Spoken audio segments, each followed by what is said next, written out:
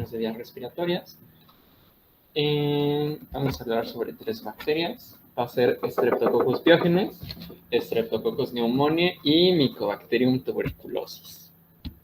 Iniciaremos hablando por Streptococcus pyogenes, que curiosamente pues es mi bacteria favorita, pero pues no les voy a hablar tanto porque pues se supone que esta plática tiene que durar poquito.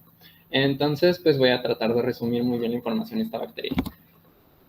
En cuanto a las características, pues Streptococcus pyogenes, como su nombre lo indica, pues es un estreptococo, ¿no? Es decir, va a tener una forma circular y va a tener formaciones generalmente de cadenas. Su apellido, Piógenes, viene pues de pío, de pus, y genes de generación, es decir, va a ser generadora de pus, y que es algo un poquito que vamos a ver en cuanto a las enfermedades que este causa.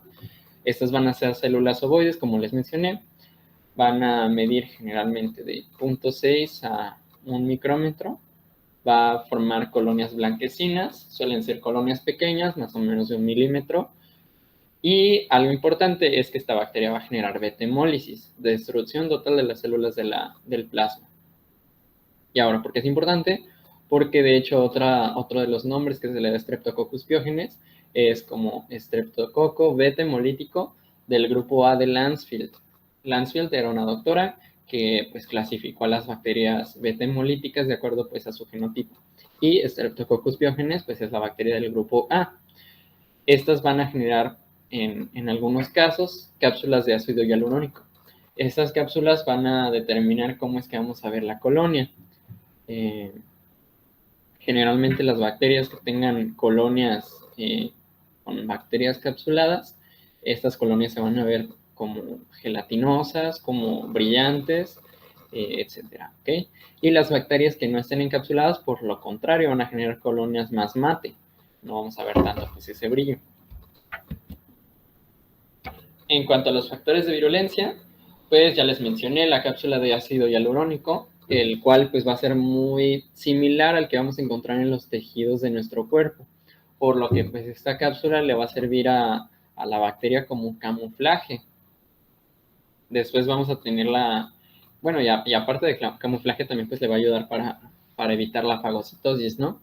Después tenemos a la proteína M, le pongo ahí 3 asteriscos porque esta proteína es súper importante.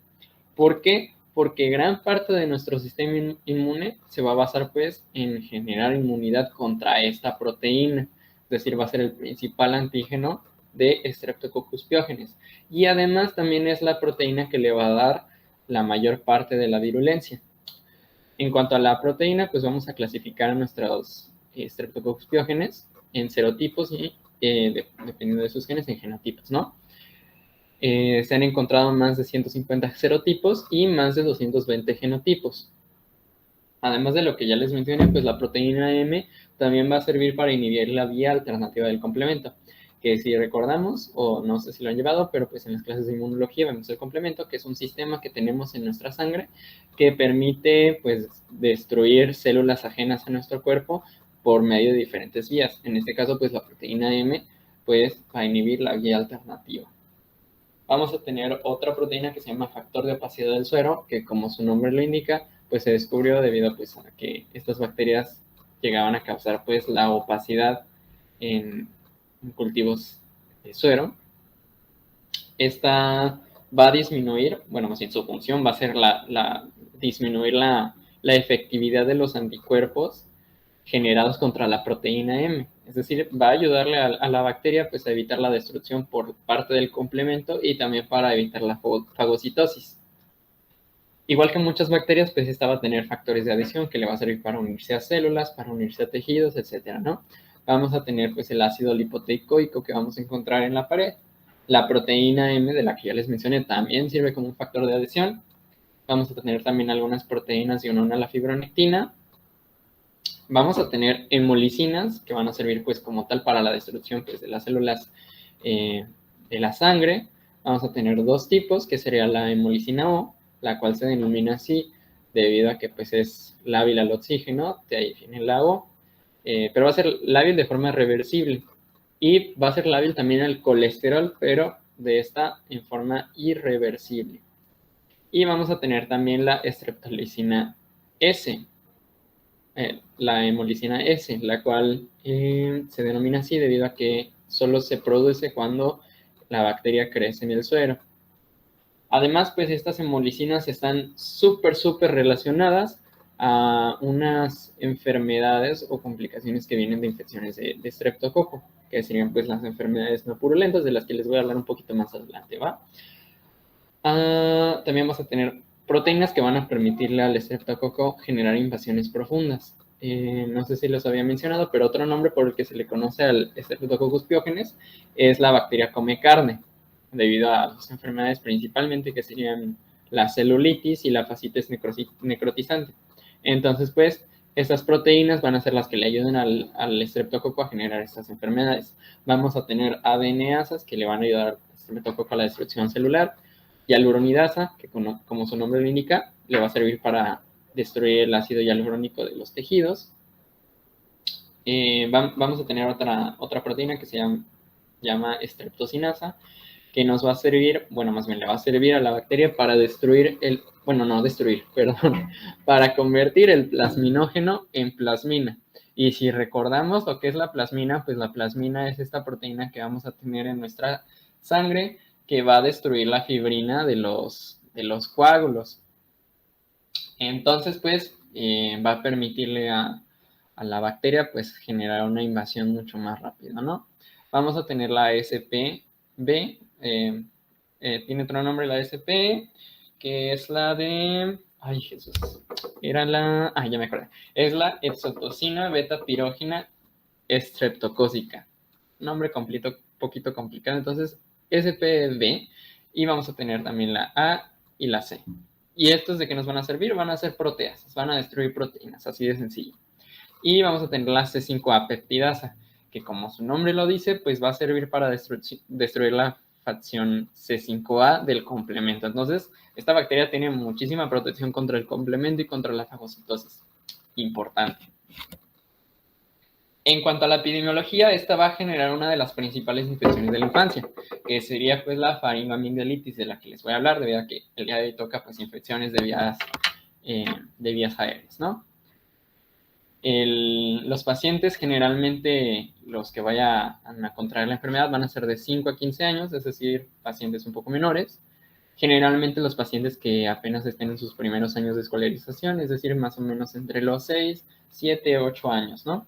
La bacteria no va a tener predilección de sexo, entonces pues tanto hombres como mujeres se van a enfermar pues de la bacteria, ¿no?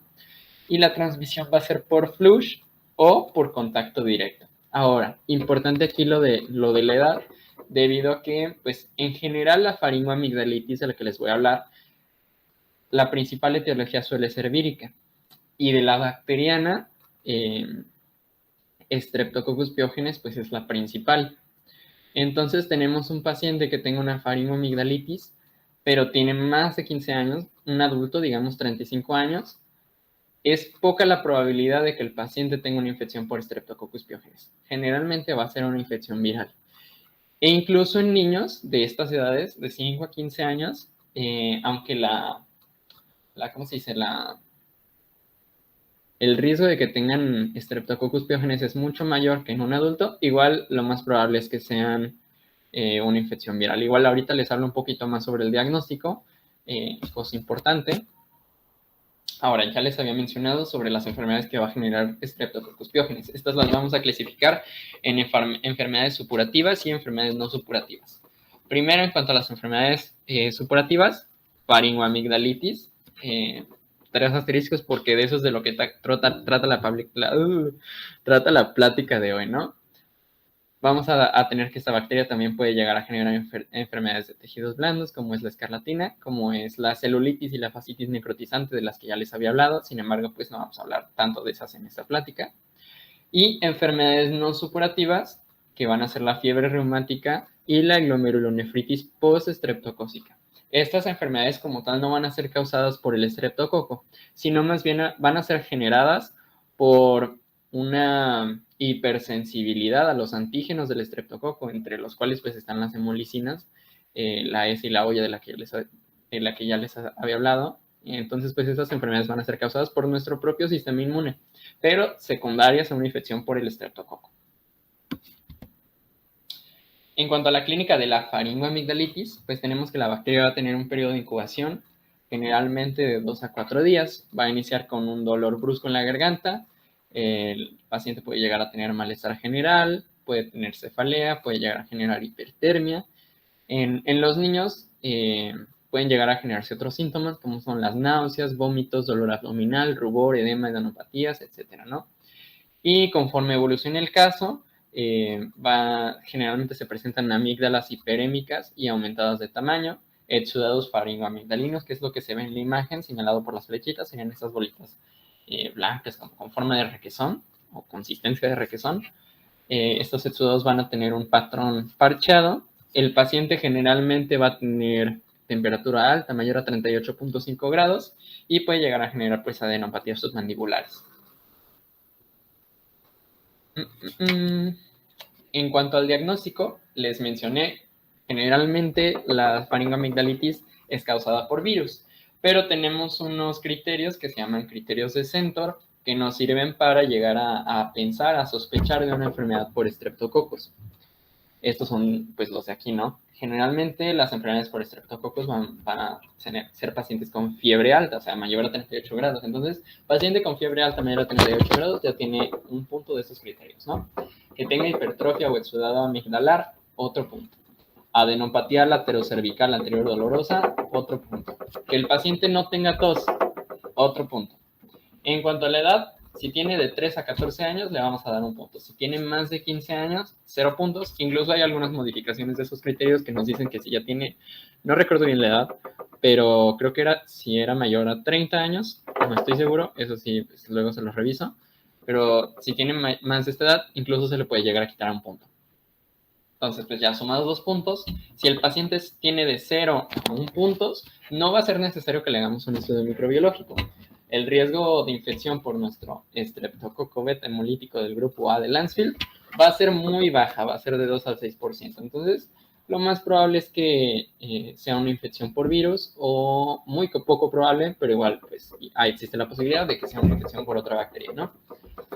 Si tiene de 2 a 3 puntos, ya nuestra sospecha empieza a aumentar, ¿no? Entonces ya aquí se indica, pues, estudio microbiológico, es decir, cultivo, estudio en fresco, y si, dependiendo de nuestros resultados del estudio microbiológico, si este es positivo, ya se indica, pues, tratamiento. El riesgo de que sea, pues, esta bacteria va a ser relativamente menor, del 10 al 28%. Ahora, si ya tenemos 4 a 5 puntos de esos criterios, pues les vamos a hacer pues el estudio microbiológico, evidentemente, y vamos a empezar el tratamiento antibiótico. Además, pues si realizamos cultivo, pues tenemos que esperar el resultado, ¿no? Generalmente el riesgo de los pacientes que tengan esos puntos va a ser del 38 al 63%. Si se fijan todavía, en el caso más probable de que sea un estreptococo, igual hay un 30% de posibilidades de que sea pues otra etiología, ¿no? Entonces, como les mencioné, esos criterios nos sirven para sospechar. Por ejemplo, no sé, los puntos como el exudado amigdalar puede llegar a ser causado por infecciones víricas, como por ejemplo por citomegalovirus o por virus de Epstein-Barr, también nos pueden llegar a generar estos exudados amigdalares, o incluso pues también la fiebre, ¿no? Entonces, pues, sospecha.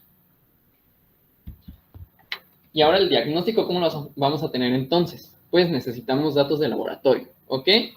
Primero que nada, pues cultivos, que sean positivos a estreptococos beta hemolíticos. Ahora sí ya empezamos a pensar en en estreptococos piógenes. Generalmente los pacientes con estreptococos piógenes, con una faringoamigdalitis, suelen tener un recuento leucocitario alto, mayor a 12.000 células, ¿no? Y generalmente suelen tener los neutrófilos también elevados. Estos van a tener la proteína C reactiva positiva. Y tenemos otros medios para el diagnóstico que son muy recomendados, que son las pruebas de detección rápida de antígenos. Generalmente son muy específicas, es decir, suelen tener un 95% de especificidad, así que es muy poco probable que nos den falsos negativos. Así que prueba de detección rápida positiva es muy probable que sea Streptococcus pyogenes. Sin embargo, pues, sí nos tenemos que esperar pues al cultivo. debido a que pues, las pruebas de detección rápida no son tan sensibles. Entonces, sí nos pueden llegar a dar falsos negativos. Si nos da negativos, nos esperamos al cultivo. Si nos da positivos, ahora sí ya podemos dar tratamiento. Y en cuanto al tratamiento, este va a ser indicado solo a pacientes sintomáticos que tengan la presencia confirmada del patógeno, ya sea por la prueba rápida de antígenos o por el cultivo. Este va a tener 3 objetivos principalmente. El primero, la disminución del riesgo de fiebre reumática aguda.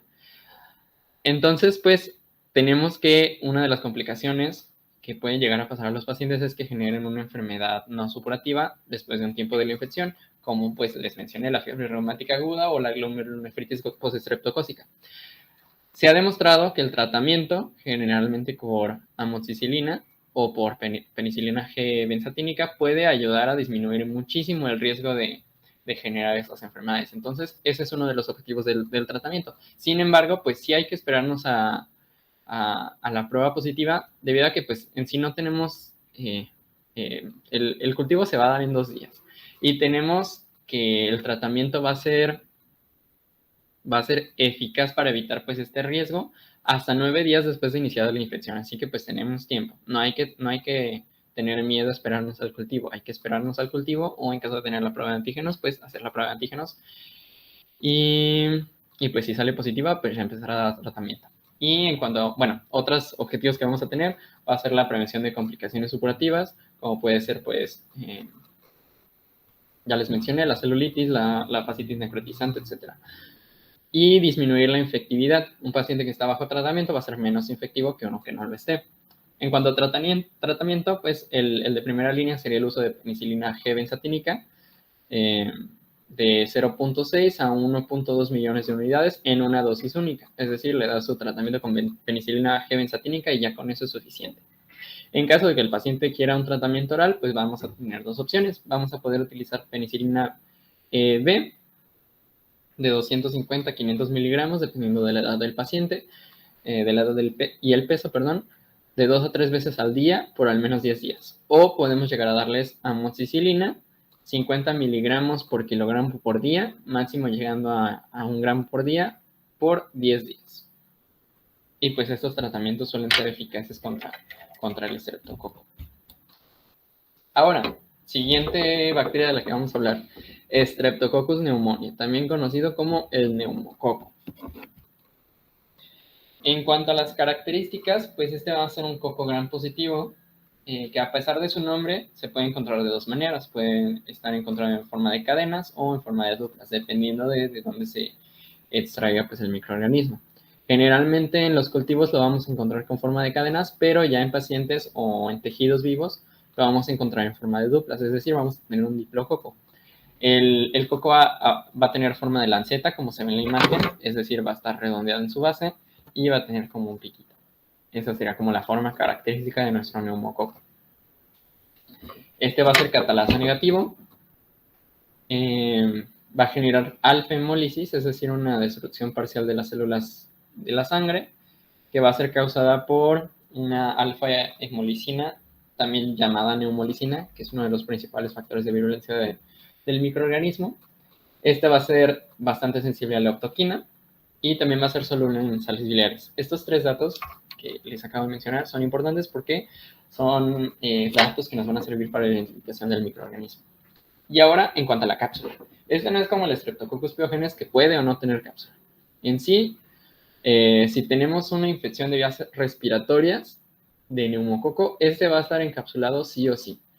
Sí hay cepas no capsuladas, pero estas no suelen ser patógenas. En el Mandel, que fue uno de los libros que leí, Mandel de infectología, de enfermedades infecciosas, menciona que se han encontrado casos de infecciones de conjuntivitis por Streptococcus pneumoniae no capsulados, pero pues son muy pocos los casos. Entonces nos quedamos con que infección de vías aéreas son Streptococcus de pneumoniae encapsulados. Se han encontrado hasta 97 serotipos. ¿Por qué nos importa pues, estos serotipos? Debido a que antes el tratamiento se basaba en la en dar pues suero de caballo inmunogenizado, específicamente para ciertos serotipos. Esto ya no se hace. Entonces, pues ahora este nos sirve principalmente para la epidemiología, para el reporte de casos y también para las vacunas. Tenemos vacunas contra Streptococcus pneumoniae y pues estas están basadas pues en los serotipos más importantes o más comunes del neumococo. Entonces, por eso es importante. Va a tener también un chingo de factores de virulencia. Como les mencioné, el polisacárido capsular, el cual va a prevenir la fagocitosis. Y esto es importante para la patogenia. También va a activar el complemento. Pero ahorita les hablo un poquito sobre eso. También vamos a tener que va a tener polisacárido a la pared celular, el peptidoglucano. Este va a estimular la inflamación, activando fuertemente el complemento y estimulando la liberación de citocinas. La neumolicina, como les mencioné, es la que va a causar pues, la destrucción parcial de la sangre. El PSPAC nos van a servir como factores de adherencia y van a disminuir pues, el riesgo de que el microorganismo sea fagocitado. Tenemos la autolicina, que va a originar la desintegración bacteriana y va a liberar los componentes del mismo, que va a ser un factor para el aumento de la inflamación, y la neuraminidasa, que va probablemente a favorecer la adherencia del microorganismo. En cuanto a la epidemiología, pues la neumonía es la principal causa de mortalidad en niños a nivel mundial. 1 de cada 5 muertes en niños es causada por una neumonía. Y de estas, pues el Streptococcus pneumoniae es el principal agente de la neumonía bacteriana. Esta va a presentarse generalmente en los extremos de la vida, es decir, en niños muy pequeños o en ancianos. Del 60 al 70% de las infecciones invasivas por este microorganismo van a ser bacterianas, es decir, no todas van a ser neumonías. Importante aquí, 1/3 de las infecciones invasivas se va a dar en adultos mayores. Y pues la población de adultos mayores a nivel mundial suele ser como de 1/6 de la población. Entonces, que 1/3 de las infecciones invasivas se dé en los adultos mayores, en 1/6 de la población, pues esto es súper importante. ¿Ok? El neumococo va a ser moderadamente contagioso. Es decir, no va a ser tan fácil que se contagie, gracias a Dios. El contagio generalmente se da por contacto estrecho. Es decir, tienes que estar en contacto con una persona infectada por bastante tiempo. Entonces, esto también es importante.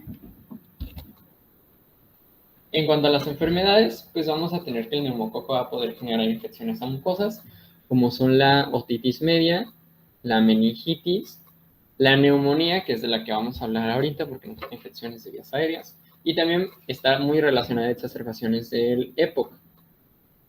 Otras infecciones que puede llegar a causar van a ser de tejido conjuntivo similares, como son, pues, puede llegar a generar artritis séptica, osteomielitis, etc. Pero, pues, como les mencioné, importante ahorita, neumonía. ¿Cómo va a ser la patogenia de la neumonía por el neumococo? Primero que nada, vamos a tener una falla de los mecanismos protectores que ya conocemos, que evitan que entren, pues, cuerpos extraños a nuestros alvéolos. Cuerpos extraños como nuestro neumococo. Entonces, ¿qué factores o qué mecanismos protectores tenemos? Pues tenemos un chingo, ¿no? Tenemos pues las vellosidades de nuestro epitelio, tenemos la producción de moco, la producción de anticuerpos en las mucosas, etcétera, etcétera, ¿no?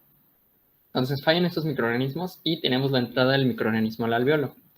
Ya llegado el microorganismo al alvéolo, se va a sentir como Pancho en su casa y se va a empezar a multiplicar a lo loco. Y también se va a empezar a diseminar a otros alvéolos. Entonces, como les mencioné, va a tener varios factores que van a servir para la activación del complemento y la producción de citocinas, lo cual va a generar una reacción inmune mucho mayor de lo que debería de esperarse por la infección. Entonces, pues, va a aumentar la sensibilidad de los receptores endoteliales y vamos a tener una migración, pues, enorme de células de la inflamación. Vamos a tener la presencia de exudado y de linfocitos en alvéolos, los cuales, debido pues a esta sobreproducción de citocinas y de la activación del complemento, va a hacer que estos se extiendan a espacios que ni siquiera estén afectados por la presencia de la bacteria. Lo cual vamos a poder observar en la radiografía como pues, este signo clínico de infiltrado, que es uno de los signos que vamos a encontrar pues, en pacientes neumónicos. En cuanto a los factores predisponentes, pues hay muchísimos, ¿no? Pacientes que sean pues sí, que tengan tabaquismo positivo, que tengan EPOC, debido pues al mismo daño pulmonar, pues van a tener un mayor riesgo de generar neumonía por neumococo. También pacientes alcohólicos, pacientes que tengan enfermedad hepática, que tengan diabetes mellitus. Estas son enfermedades que tienen una predisposición a una disminución de polimorfonucleares, entonces riesgo aumentado de neumonía. Pacientes que consuman drogas por vía intravenosa, que tengan insuficiencia cardíaca congestiva, que tengan cáncer, que tengan VIH, van a tener una disminución de la IgG, entonces también riesgo de aumento de neumonía. Pacientes que tengan enfermedades neurológicas, ¿por qué nos van a predisponer a la neumonía las enfermedades neurológicas? Debido a que estos pacientes generalmente van a tener una capacidad de eglución disminuida, también un reflejo nauseoso disminuida y por lo tanto va a aumentar mucho el riesgo de broncoaspiración, ¿no? El riesgo de aspiración en general. Entonces, enfermedades pulmonares frecuentes en enfermedades neurológicas. También, pues, pacientes que hayan estado hospitalizados en los últimos 6 meses van a tener un riesgo aumentado debido pues, a la presencia del neumococo en hospitales. Es decir, estos pacientes van a tener un riesgo de generar una neumonía nosocomial o adquirida en el hospital, que son neumonías un poquito más peligrosas debido a que los microorganismos que encontramos en el hospital suelen ser mucho más peligrosos que los encontrados pues, en la comunidad. En cuanto a la clínica, vamos a tener un comienzo agudo de tos, el paciente puede tener astenia, va a sentir que le falta el aire, se le va a dificultar respirar, se le va a dificultar respirar, puede que tenga fiebre, escalofríos, sudoración, suele tener expectoraciones purulentas, e incluso puede llegar a tener un dolor de tipo pleurítico. Y vamos a tener signos clínicos como son el entablillamiento o el splinting en el lado afectado. Va a ser una rigidez en el lado donde tengamos el pulmón afectado. Vamos a encontrar matidez a la percusión, evidentemente por este infiltrado. Vamos a escuchar sonidos crepitantes o otros sonidos anormales al momento de auscultar al paciente. ¿Y el diagnóstico cómo lo vamos a hacer? Pues primero, pues, el indicio de la radiografía de tener un infiltrado de uno o más segmentos, ¿no?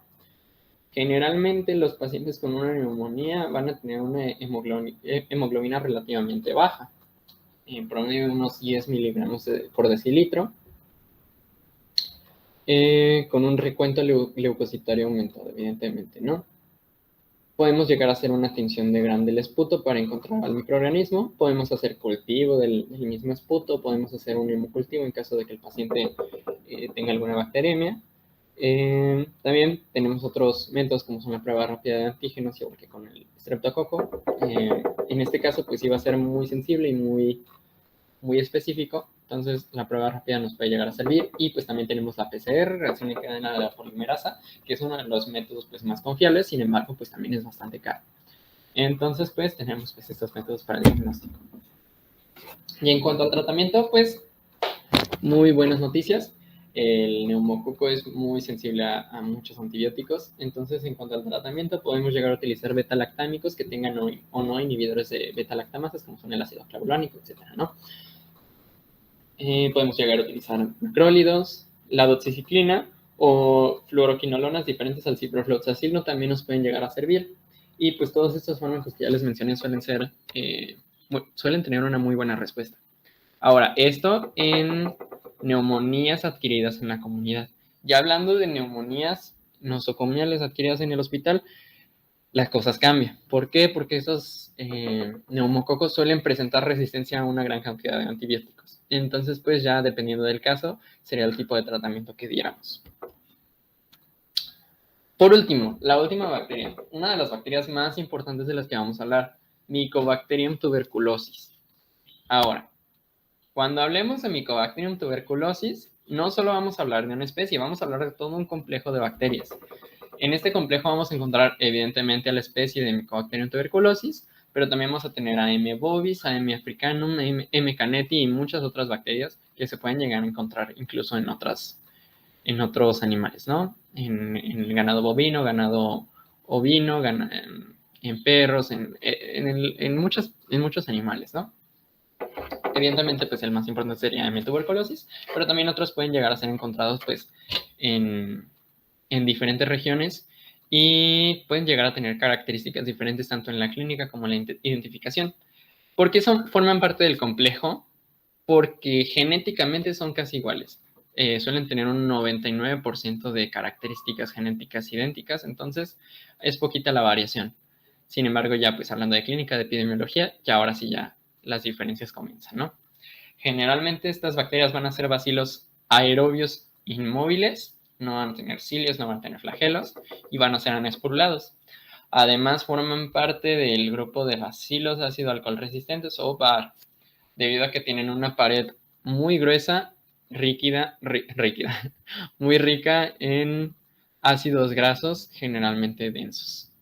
Estas bacterias tienen un crecimiento muy lento. Un ciclo de crecimiento puede llegar a durar de 15 a 20 horas, cuando en otras bacterias estos ciclos de crecimiento suelen ser menores a una hora, es decir, en menos de una hora una bacteria ya se volvió 2. Y pues con tuberculosis es muy diferente, va a crecer de manera muy lenta. Importante en el diagnóstico, luego se lo menciono. En cuanto a la epidemiología, pues tenemos que el 25% de la población mundial, de forma estimada, ya está infectada por el bacilo. 25% de la población, es decir, un cuarto de la población está infectada por el bacilo. Evidentemente, pues estas cifras van a cambiar dependiendo de la región. Generalmente las infecciones por Mycobacterium suelen ser mucho más comunes en las zonas de Asia. Sin embargo, aquí en México también es muy común la tuberculosis.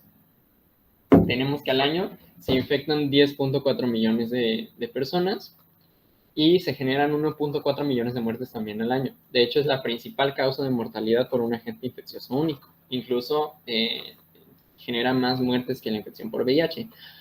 Aunque también está el hecho de que Mycobacterium tuberculosis está muy relacionada a infecciones por VIH. Pero por patógeno único, principal causa de muerte, tuberculosis, así solita.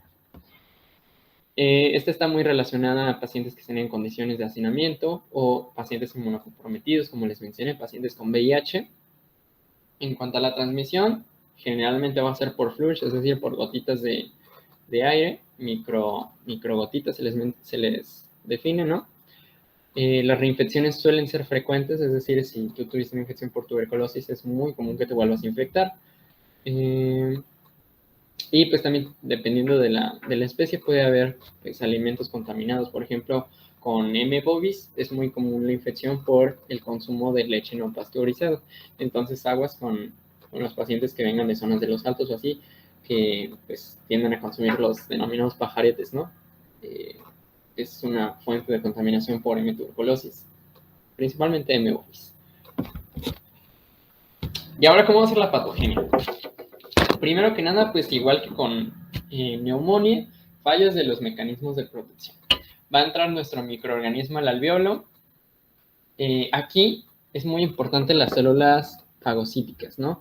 Nuestros macrófagos de los pulmones, nuestros macrófagos del polvo van a intervenir, se van a comer a la bacteria. Sin embargo, la bacteria tiene muchísimos sistemas de protección contra la fagocitosis. Entonces, a pesar de que ya esté fagocitada, esta bacteria va a inactivar el fagolisosoma y va a inactivar también los reactivos del oxígeno.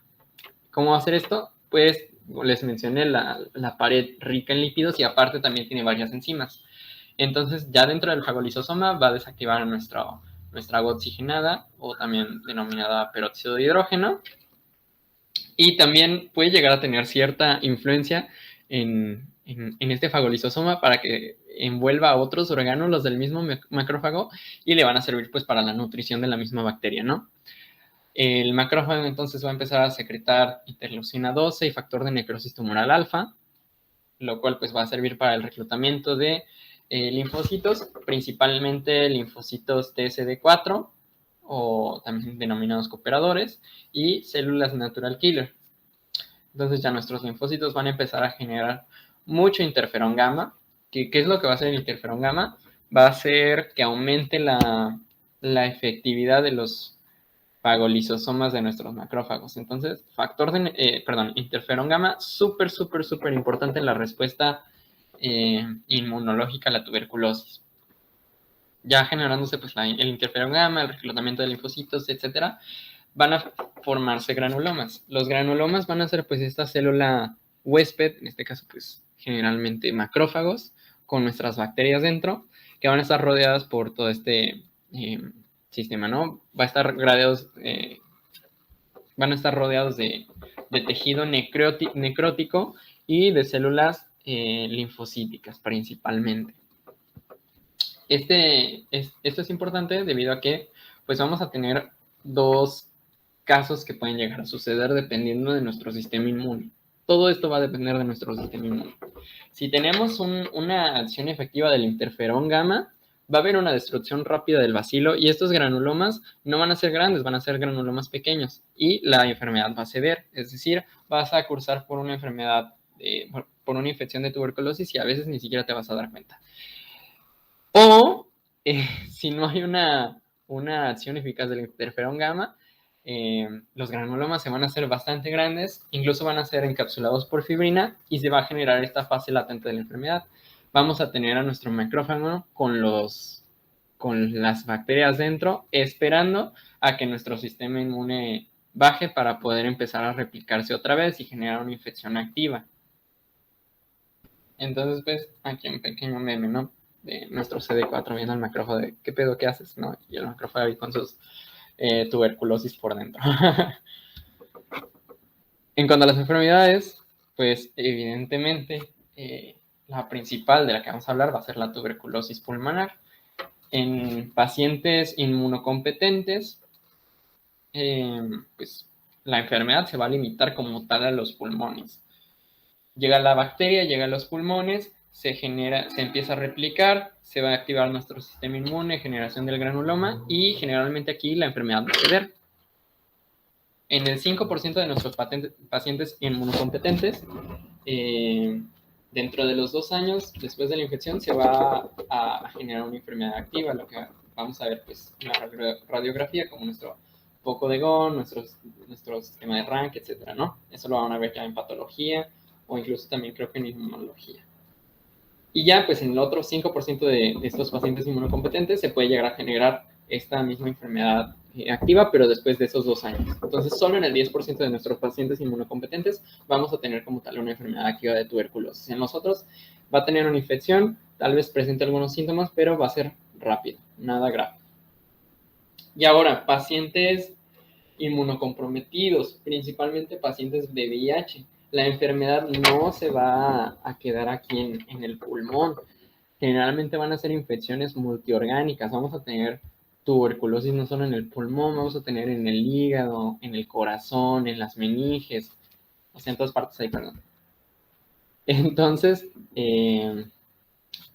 la tuberculosis va a tener un índice de mortalidad súper alto en pacientes de VIH. De hecho, es la principal causa de muerte en estos pacientes, una tuberculosis.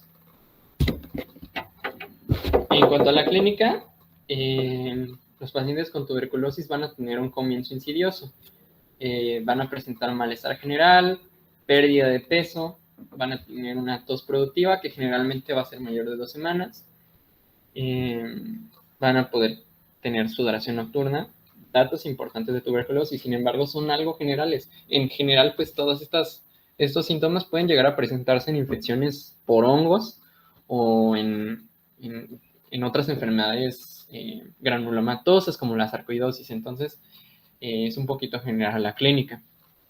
En cuanto al esputo, que vamos a presentar por la tos productiva, este puede ser de diferentes tipos, ¿no? Puede ser escaso, puede ser hemoptísico, que en caso de tener una hemoptisis ya nos habla de destrucción del tejido y por lo tanto pues está muy relacionada ya a la enfermedad tuberculosa cavitada, ¿no? Con cavitaciones. Y puede llegar a ser también purulento. En cuanto al laboratorio, pues vamos a tener indicios en la radiografía, ¿no? Pero, ojo, indicios. La radiografía no nos va a dar el diagnóstico, solo nos va a dar una pequeña sospecha de que el paciente puede llegar a tener una tuberculosis. Entonces, ¿cómo vamos a hacer el diagnóstico? Tenemos diferentes métodos. Tenemos métodos inmunológicos, como es la prueba de la tuberculina o de la también llamada PPD, que básicamente lo que se va a ser inyectar el antígeno PPD, también llamado tuberculina, a la piel del paciente y se va a medir pues la reacción inmune que se genere. Sin embargo, pues aquí en México, pues como sabemos, una de las primeras vacunas que se nos da es la de la BCG, Bacilo Calmette de Calmette-Guerin. Este bacilo es básicamente una cepa de M. bovis. Así que pues la mayoría de los pacientes mexicanos vamos a tener una prueba de tuberculina positiva, aunque no tengamos una enfermedad activa por tuberculosis. Así que esa no es muy útil aquí en México. Tenemos otras pruebas, como la prueba de liberación de interferón gamma, en la que también se va a inyectar antígenos, pero van a ser antígenos diferentes a la tuberculina, y lo que se va a medir va a ser pues, la liberación de interferón gamma. Eso sí puede tener utilidad aquí en México. Pero pues como tal, la mejor prueba para detectar tuberculosis va a ser el cultivo. Vamos a tener diferentes medios de cultivo, medios sólidos, como el agar Middlebrook, el de aquí, medios con huevo como el Lowenstein Jensen o medios líquidos como los caldos de cultivo también Middlebrook. Sin embargo, les mencioné que M. tuberculosis tiene un crecimiento muy lento. Pues en ciclo, como les mencioné, era de varias horas. Así que pues para que podamos llegar a ver una colonia de M. tuberculosis, va a tardar bastante. En medios sólidos o de huevo, generalmente va a tardar de unas 4 a 6 semanas para que podamos observar bien las colonias de tuberculosis. Ya en medios líquidos va a ser un poquito más rápido. Vamos a observar crecimiento ya a las 2 semanas. Sin embargo, pues a las 2 semanas el paciente ya se nos puede llegar a complicar. Entonces, pues, aunque el medio de cultivo sea pues, nuestro método de diagnóstico definitivo de tuberculosis, necesitamos identificar al bacilo desde antes. Así que lo que se hace aquí en México, y de hecho tenemos una práctica aquí en microbiología, es la baciloscopia seriada. Vamos a tomar muestras del esputo del paciente y con una tinción específica, que sería la tinción de Ziel-Nielsen, que sirve para bacilosas y colorresistentes en general, vamos a tratar de observar al bacilo. Sin embargo, no tiene una sensibilidad muy alta, por lo que tenemos que tomar varias muestras y aún así nos puede llegar a dar falsos negativos. Entonces, pues, se tiene que complementar tanto el cultivo como la baciloscopia seriada. Tenemos otro medio para hacer el diagnóstico, que sería la PCR en tiempo real. Como les dice, reacción en cadena de la polimerasa, que ese sería un método muy fiable.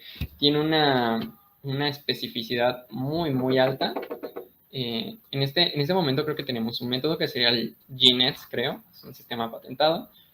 Y este tiene una especificidad muy alta, como les mencioné, suele ser como del 99% más o menos.